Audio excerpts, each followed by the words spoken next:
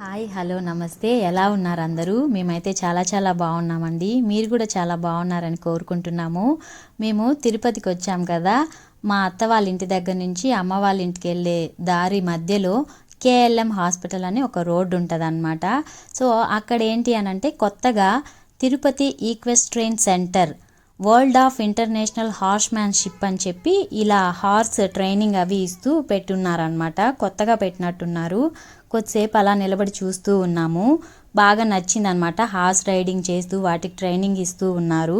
మీకు కూడా చూపిద్దామని పెడుతూ ఉన్నాను. టీఈసి అని చెప్పి పెద్ద హోర్డింగ్ వేసి పెట్టి ఉన్నారనమాట. ఇది మన పుత్తూరు ఇంకా రేణిగుంట రోడ్డు మధ్యలో వస్తుంది. చాలా బాగా అనిపించింది అనమాట. ఇందులో ఏం చేస్తారు ఏంటి అని చెప్పి నాకైతే ఐడియా లేదు. మీకు ఎవరికైనా తెలిసినట్లయితే కమెంట్ చేయండి.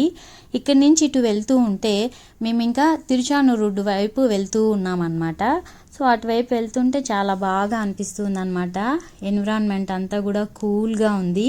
ఇంకా పైన ఫ్లైట్ ల్యాండింగ్ కూడా కనిపిస్తూ ఉందన్నమాట.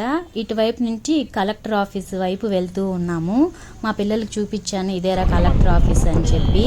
సో అటు నుంచి ఇంకొంచెం ముందుకు వెళ్తే జామ్ రెస్టారెంట్, ఇంకా ఇది తిరుచానూరు క్రాస్ అవుతాం కదా. సో ఈ బ్రిడ్జ్ దగ్గర కింది నుంచి వెళ్ళాలన్నమాట.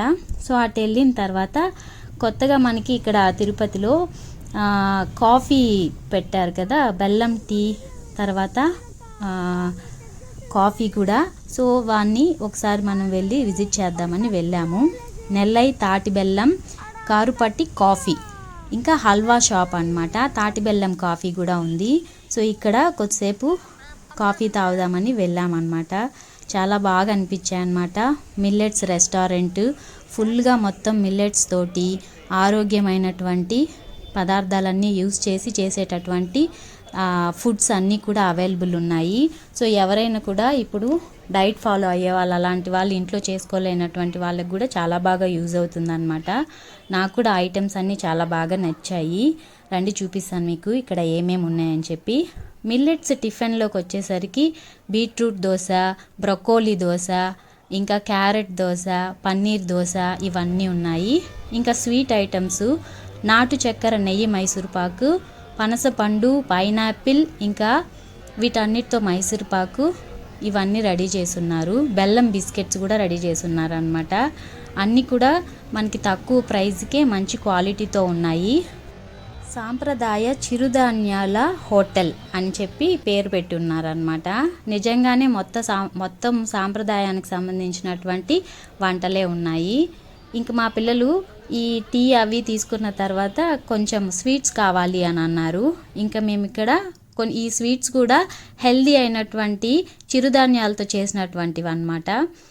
సో హెల్దీయే కదా అని చెప్పి తీసిచ్చాం వాళ్ళకి. చూడ్డానికి కూడా ప్యాక్డ్గా మంచిగా అనిపించేసరికి వాళ్ళు ఇంకా చాక్లెట్స్ ఫీల్ తోటి తినేశారనమాట.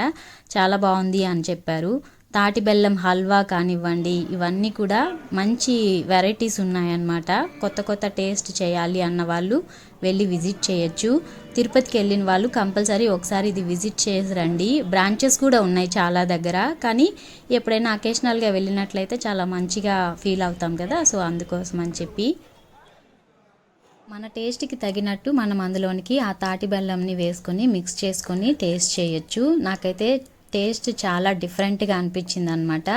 ఎవరైనా కూడా తిరుపతికి వెళ్ళినట్లయితే తిరుచానూరు రోడ్లో ఒకసారి ట్రై చేసి చూడండి. చాలా టేస్టీగా అనిపించింది. ఈ వీడియో కనుక మీకు నచ్చినట్లయితే, ఇలాంటి మరిన్ని వీడియోస్ మీరు చూడాలనుకున్నట్టయితే లైక్ చేయండి, షేర్ చేయండి, సబ్స్క్రైబ్ చేయండి. Thank you for watching.